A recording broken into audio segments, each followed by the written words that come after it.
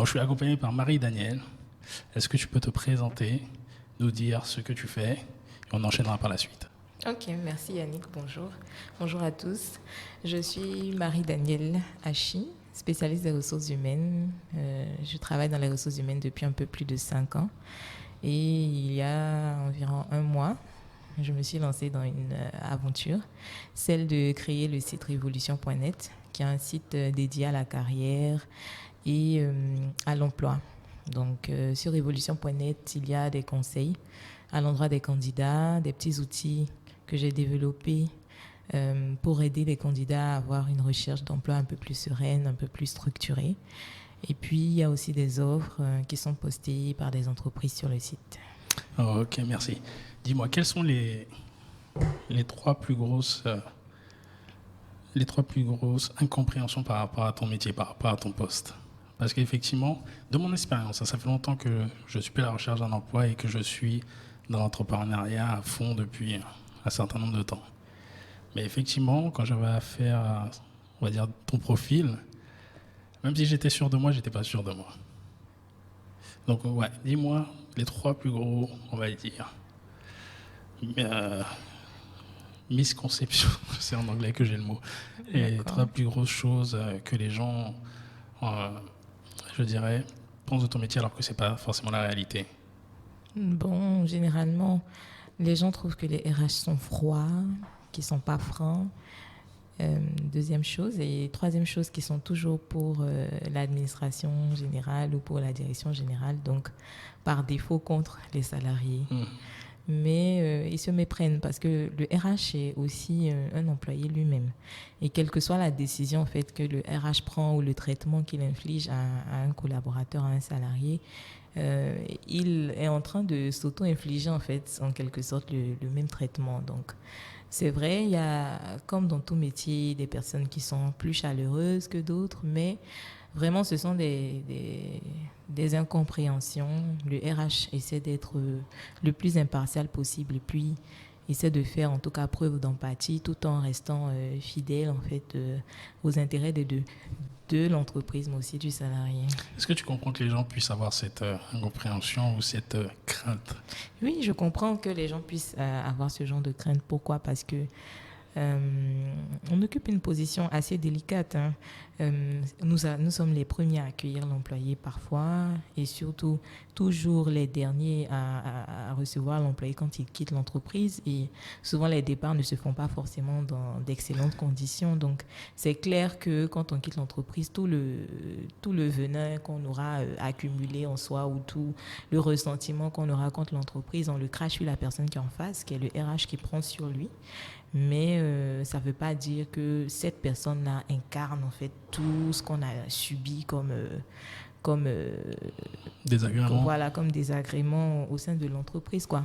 Mais après, moi, je comprends. J'ai eu affaire à des employés mécontents dans ma carrière et je ne leur en tiens pas rigueur parce que je comprends que c'est toi à l'instant T, c'est toi qui es là, donc il se laisse aller, quoi. Mais bon, finalement, après, ces personnes, après quelques années, t'appellent pour te demander des conseils par rapport à d'autres situations auxquelles ils font face dans l'entreprise. Donc, finalement, tu te rends compte que c'était pas contre toi, mais c'était contre l'institution que tu représentes. Voilà. Ok. J'ai un peu de mal avec les RH. Quand je dis j'ai du mal, ce n'est pas par rapport à leur métier, mais comme je dis, je suis un entrepreneur. Ça veut dire que on va dire que quand j'ai débuté ma carrière d'entrepreneur et même à l'heure actuelle, je fais tout. Même si je travaille avec certaines personnes qui vont faire certaines choses stratégiques, la comptabilité, mais quand il s'agit de vendre, de produire ce que je suis en train de produire là, grosso modo, mettre la main dans le cambouis, j'ai pas l'impression que les RH savent cela et on leur a juste appris à lire un CV. Ouais, c'est comme ça que je le vois. Et j'ai l'impression qu'éventuellement d'autres personnes le voient comme ça. Qu'est-ce que tu en penses de cette analyse?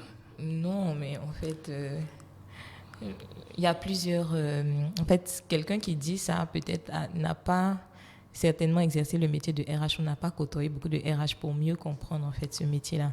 Donc, je vais t'aider à savoir ce qu'un RH fait. Aide-moi.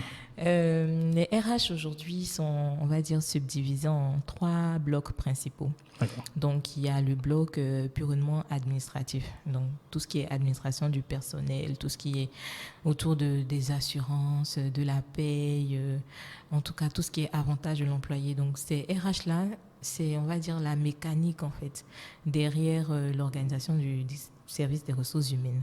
Donc, c'est eux qui vont s'occuper du recrutement, etc.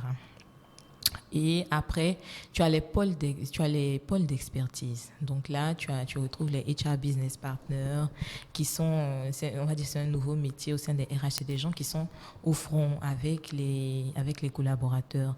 Par exemple, si un HR Business Partner est partenaire de la vente et du marketing, c'est un poste que j'ai déjà occupé. D'accord. Il est avec vraiment les employés qui sont dans ce département-là. Il connaît leur activité, il connaît leurs difficultés et c'est lui, en fait, qui prend leurs problèmes RH et qui trouve des solutions sur mesure ou qui revient vers l'équipe pour leur demander, voilà, comment vous pouvez aider ce salarié-là à tel problème sur son salaire, comment vous pouvez aider. En tout cas, c'est le premier. Dans tel département, par rapport aux objectifs qui sont fixés, je pense qu'ils auront besoin de nouveaux collaborateurs qui doivent les rejoindre. Donc, comment on planifie sur l'année de nouveaux recrutements, qu'est-ce que ça va coûter, toute la réflexion derrière et tout ça. Ça, c'est le HRBP qui fait ça. Il pense aussi la rémunération de façon à ce que les salariés soient motivés. Mais la rémunération est pensée en fonction de leur activité, en fonction de quel levier on peut activer pour qu'ils soient motivés vis-à-vis de la rémunération et des avantages, etc. C'est lui qui dit tel véhicule n'est pas adapté à tel type de commercial parce qu'il connaît l'activité. Maintenant, après, il y a les pôles d'expertise. Donc, tout à l'heure, j'ai rajouté le recrutement dans l'administration, mais non, je le rajoute plutôt dans les pôles d'expertise. Donc, tu as les gens du reward, donc il y a des gens qui pensent la rémunération de façon totale. Ce sont des experts, on n'en trouve pas beaucoup dans toutes les entreprises, mais généralement, ils travaillent sur une région donnée. Ils comparent les salaires, les niveaux de rémunération, les salaires, les niveaux de rémunération et tout ça. Il les compare en fonction du marché, des concurrents pour s'assurer que l'entreprise est compétitive, etc. Il s'assure aussi que la rémunération est équitable. Il y a les recruteurs. Aujourd'hui, c'est un métier à part entière.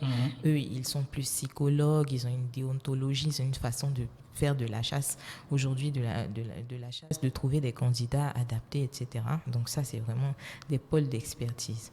Donc c'est comme ça, en fait, qu'aujourd'hui, la RH est organisée. Et tu trouves souvent des organisations où il n'y a pas tout ça. Donc tu as une seule personne, mais la personne essaie de toucher un peu à tout. Donc le RH d'aujourd'hui n'est pas celui qui se tourne les pouces